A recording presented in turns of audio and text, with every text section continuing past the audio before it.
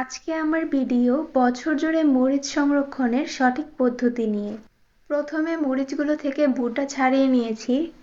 প্রথমে মরিচ ভালো করে পানি দিয়ে ধুয়ে নিতে হবে।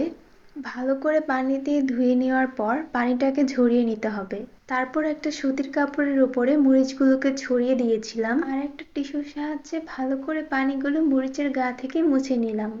একটা এয়ারটাইট কন্টেনারের মধ্যে টিস্যু দিয়ে দিলাম, তার উপরে মরিচগুলো দিয়ে উপরে আর একটা টিস্যু দিয়ে দিলাম। এভাবে আমি আরো কয়েকটা বক্সের মধ্যেও ভরে নিয়েছি। আমি ডিপ ফ্রিজে রেখে দিয়েছিলাম। 15 দিন পর ফিরে আসলাম। মরিচগুলো এখন ফ্রিজ হয়ে আছে। এভাবে আপনি বছর জুড়ে মরিচ সংরক্ষণ করতে পারবেন।